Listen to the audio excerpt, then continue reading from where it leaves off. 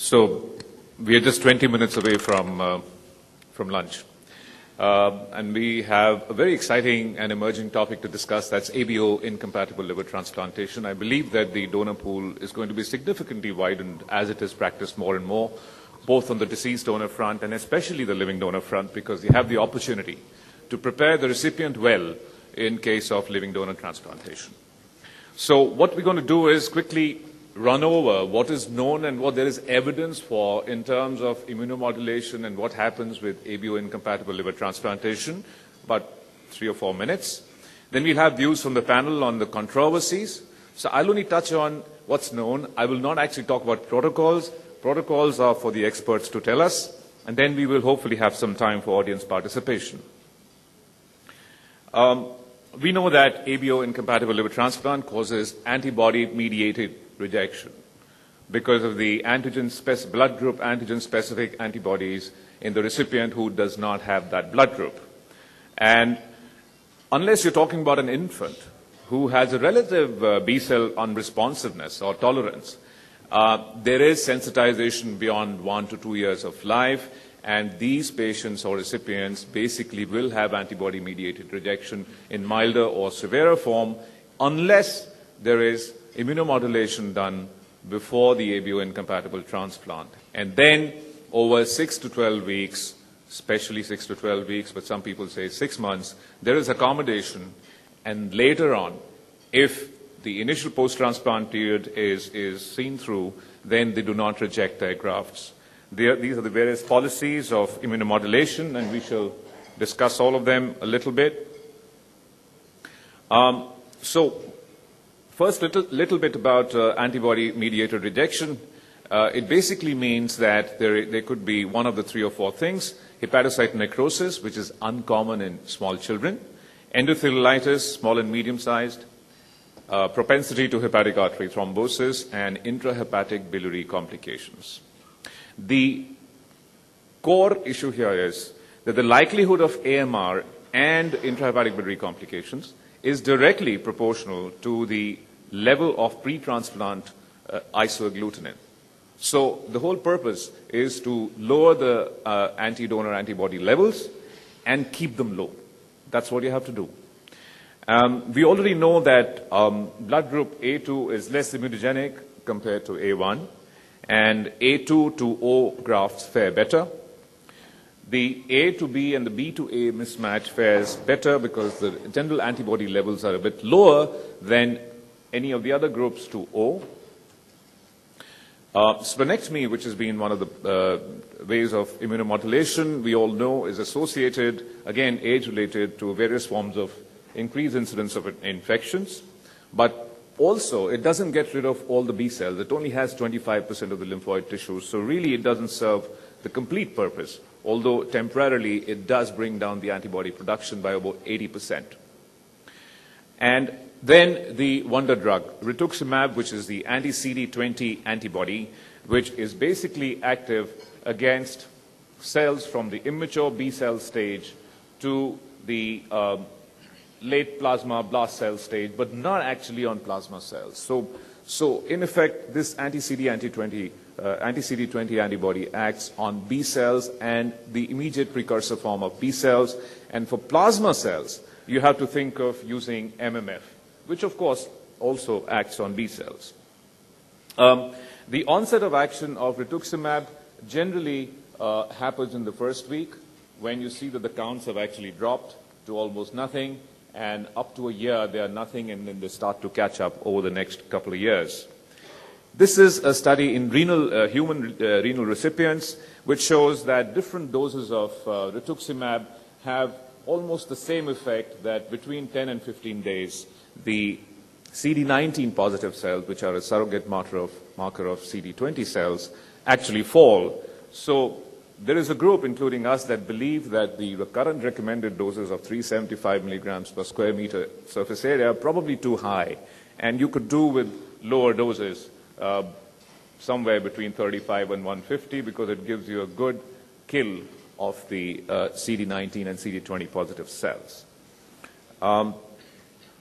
Plasma exchange, there are various methods. It could be filtration, it could be exchange, it could be adsorption. and experts will tell us what they prefer.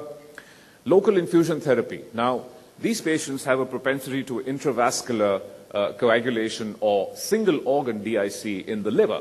So to prevent clotting and thromboembolism in the vessels of the liver, one has given intraportal or intrahepatic arterial infusion of either steroids or PGE1 or methylates. The problem is the complications associated with the portal vein infusion, like portal vein thrombosis and the hepatic arterial insertion in terms of bleeding and thrombosis, happen in about a fourth to a third of the patients, and it's really something that is being given up. Then IVIG, the mechanism of action is that it basically causes FC receptor dependent B cell apoptosis and inhibits complement and T cell mediated graft injury. We all know that ABO incompatible liver transplant immunomodulation before the transplant is associated with a high risk of infections and some dropout of candidates. That means they don't reach transplant, and even if they do post-transplant, they have a higher incidence of infections and sepsis, and in fact sepsis-related death. And then, of course, especially in a country like India, there are cost issues, cost associated with the use of various protocols of immunomodulation, infections, treatment of infections, and of course hospital stay. Then it is also known that in the pre-rituximab era, the difference in survival of ABO incompatible grafts was pretty obvious, obviously different from the ABO identical or compatible grafts. This difference is now dwindling or disappearing with the introduction of rituximab, and similarly, pre-rituximab era, the age-related difference in survival is also pretty clear. As you grow older, you reject ABO incompatible grafts more. But then again, these curves are coming closer together with the introduction of rituximab.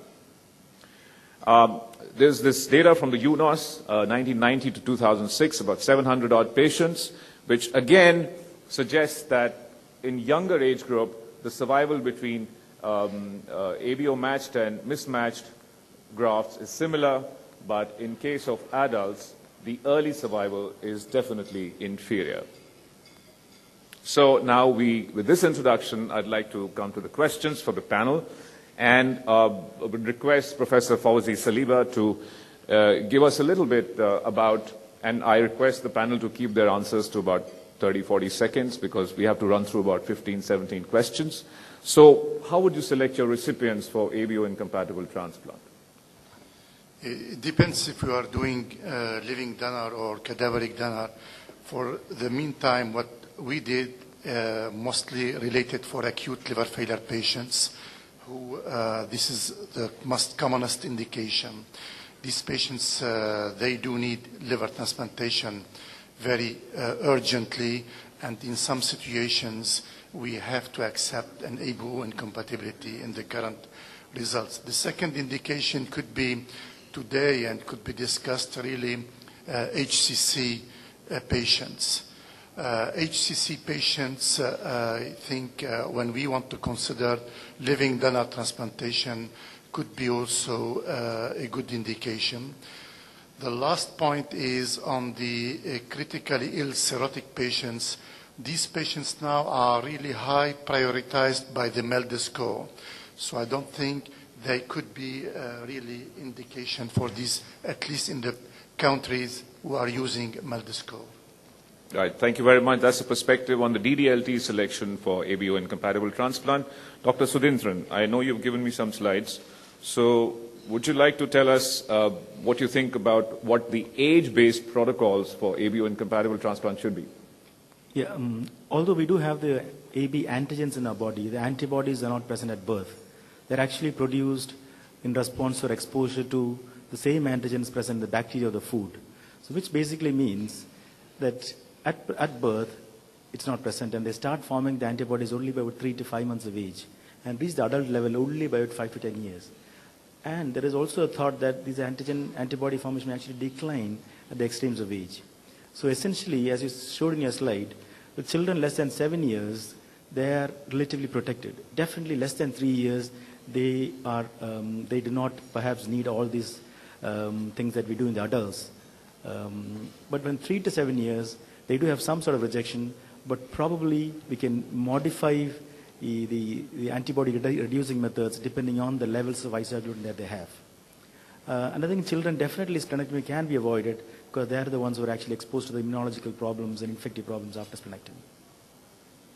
Right. Thank you. So basically, young ones may not need rituximab; the older ones do. Coming back to now various types and protocols for immunomodulation, Fauzi, would you tell us, please, what method of plasmapheresis and protocol would you prefer? I know we have a publication from your group earlier on the use of glycosorb. Yeah, I think we all agree. I think that the plasmapheresis now is widely used to reduce the antibody titers, either anti-A or anti-B. We are using, and in our paper and the last 5 patients, we are using more selective adsorption of antibodies. Our experience in the past history period in the 1980s and early 1990s was mainly a disaster related to multiple infections in these patients. So we try to use now the glycosorb, which is really adsorbed selective anti-A. You have colon selective anti-A. Maybe you can show the slides of the adsorbent, the glycosorb. Please, on my slides, if you can show the slide of the glycosorb, maybe not everybody is familiar. There is only one slide with the picture. Right. I didn't realize that you had a slide. He cannot get Sorry. it. No, he get it, but it's okay. Can you switch to a presentation which Professor Saliba has given? Just, I think the glycosorb, we are doing the same. It's a plasmapheresis, but we are restituting all the plasma to the patients. So we are not reducing antibodies. And this is, I think, one of the main points. It is very selective, and we are able to reduce really to very low titer within 1 or 2 sessions the antibodies. This might be an answer to reduce the risk of infectious complication related to the plasma exchange. But sure, we are paying the cost of the I think we'll carry on with the same presentation. It's okay. Sorry, I hope you don't mind. I think it's a little bit difficult to switch to another presentation right now.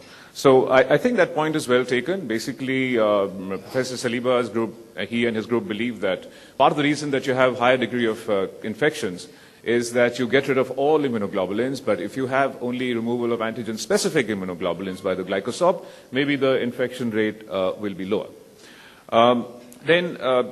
Sudhi, can we have your views again on splenectomy? You started off saying that it should be avoided in young kids.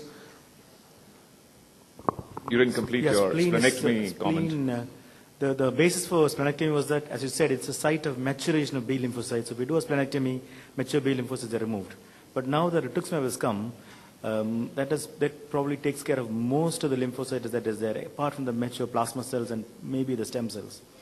So, and spleen does have some CD20 negative cells, so which can also be removed by the spleen, which is the basis for the splenectomy. Next slide, please. But then now we know that rituximab has had a major change, and therefore, if you do a splenectomy, the problems, particularly the risk of infections, and the fact that it actually harbors only 25% of the site of maturation. So even if you remove it, 75% of maturation can occur elsewhere in the lymph nodes, etc. And there's no doubt that it does add to the morbidity of surgery. But perhaps it may be indicated in some situations where you may think that this liver is actually small for size, although ideally you should not use it in such situation. And perhaps in patients with hepatitis C, where there may be a reason to start interferons post-op, it may actually maintain the platelet count. But this is a very controversial view. But I think as a rule, most units all over the world has actually given up on splenectomy with the use of rituximab. Right, so no splenectomy, generally speaking. Now, quickly, Professor Saliba, IVIG, yes, no, when? I think we have one paper from the literature that they compared they would have better survival with IVIG. That's why I think for the meantime, we need to include all these combination therapies to ensure to have better results. But would you agree, possibly more for DDLT? If you've got patients of LDLT prepared well in advance, then maybe the need for IVIG will be less. Probably, I think, like you mentioned also, the main issue is also for T-cell and the mediated rejection. And maybe in the combination of living donor, measuring and taking into account DSA, and if you have high positive or positive DSA, maybe you need to consider more this option of IVIG. And I will skip local infusion for the lack of time, but what about rituximab? What's the dose you think that we should use for rituximab? Or what do you use? Well, we are using 375, the Right. current dose, because we mostly use it after liver transplantation for treatment. And we have data on a meta-analysis on 9 studies in kidney transplantation. You can use it whenever you suspected a rejection, mediated B rejection. So it's good for prophylaxis. We don't know really the dose for prophylaxis. It should be 375 or less, because we also should be aware that rituximab could increase also infections. So, Sure. Okay. So the standard dose still remains at 375 milligrams per meter square. Sudhi, do you have a differing view? No, we use the same dose, 370 milligram per meter square. Right. Dr. Dharmesh Kapoor, what should be, according to you, the immunosuppression protocol for these patients post-transplant? I must concede that I am the odd one out in this panel. I have never cared for a patient who's undergone an ABO-incompatible transplant. I would just like, for the sake of the audience, to know that I have no experience but a slight difference of opinion from what the other speakers have said.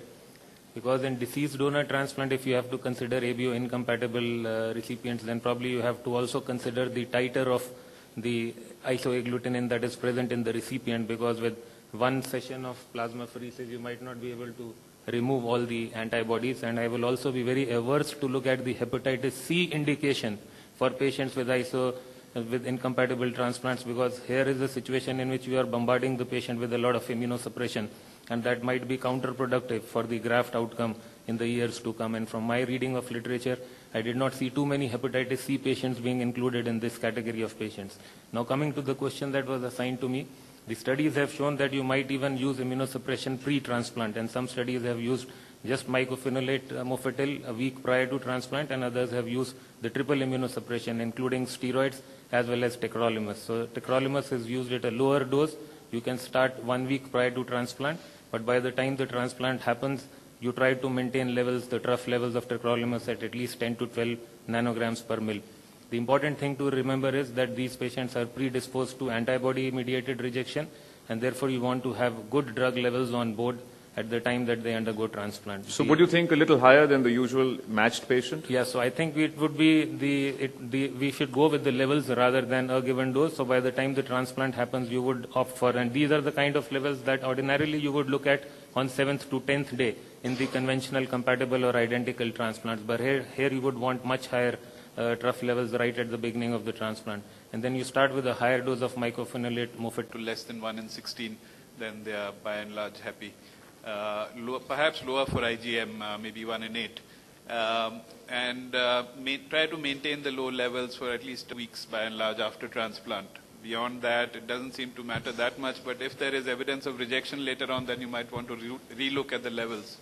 And if the titers are high and it seems to be antibody-mediated rejection, then there might be a role for adding plasmapheresis or to treat the rejection at that point. Right. What's the duration of caution that you have to exercise post-op? I mean, just 2 weeks or longer? I mean, rejection has when do you stop worrying? I don't know if there's a cutoff at which you stop worrying altogether, but rejections, AMR has been reported as long as 3 months after the transplant. But I think by 2 weeks you're ready to discharge the patient, and if the LFTs are holding after that, then you're not that worried about the antibody titers. Right. Oops. Okay. Right. Can we have the final comments from Professor Saliba again? What about protocols for ALF, ACLF, and DDLT, would they differ from chronic liver disease patients electively undergoing LDLT? You think there should be any difference? I think the protocol could be the same, but the indication in the case of is more related for the acute liver failure situation or acute on chronic liver failure situation. So what I meant was, maybe intensive plasmapheresis for the urgent patients, or more IVIG, or more dose of rituximab, or would it all be the same for both kinds of patients, acute and chronic, and DDLT and LDLT? Yeah, in these patients, we intensify because we were not able to do reduction of the IgG prior. We are not prepared. So I think in each case now of ALF, we measure the anti-A antibody in case we were facing an ABO incompatible. And if it is high, we'll start immediate plasma exchange immediately after the transplantation. We do also induction therapy, which I think it is more debatable, but I think in these patients, especially the ALF, ACLF, induction therapy could be important because most of the time you have renal failure and you are not able to do optimized immunosuppressive protocol. Right. So thank you all. Now we'll move on to some questions from the audience. Overall, I think I would summarize saying that, to quote Vinay's title in one of the papers, there is reason for guarded optimism. I mean, obviously it's exciting to be able to use any group donor for any recipient, but one has to select your recipient carefully and prepare them carefully with immunomodulation and be on the lookout for increased incidence of infections post-transplant and trying to maintain low isoagglutinin levels perioperatively. So I think that kind of sums up, and all this requirement varies between children and adults. Children are easier to manage in ABO incompatible liver transplant protocols. So with that final comment, questions are welcome from the floor. Just ask one question. In DDLT cases, what is the timeline in using these therapies? Because there's not much time when the organ comes. So Professor Saliba, I think you should take that. When do you start and what do you do? No, in deceased donor, the only indication we are using is for acute liver failure. So this is what I said. You need to, in each case of acute liver failure, you need to, within the screening you are doing for etiology, we measure the antibodies, anti-A, anti-B, in case we are facing. And we do quadruple immunosuppression regimen, including induction therapy, and we will start plasma exchange immediately according to the titers, like we say, in order to reduce titer to below 116. That means to remain 1.8. One point I want just to add, we have now data, long-term data, 3-4 years data. These titers will remain low even 3-4 years after the anti-A antibody, even undetectable or extremely low within 1 month, and remain 3 years after. If you measure them, you will still stay undetectable. So basically, if you sorted them for a month, they are going to be okay. Yes, absolutely. Yeah. This question is again for Professor Saliba. I just want to know what's the induction agent you're using, and if you have any experience with use of anti-plasma cell therapies. No, we are using induction. We used initially, you can use either the thymoglobin ATG, but only for 3 to 4 days, otherwise the risk of infection increase. We are more using anti-CD25, basiliximab, in this patient. If there's any burning question, quick, short one. Okay, we're already running out of time, and I think people are running out of patience because they want to have food. So thank you all very much, and over to you, Prashant.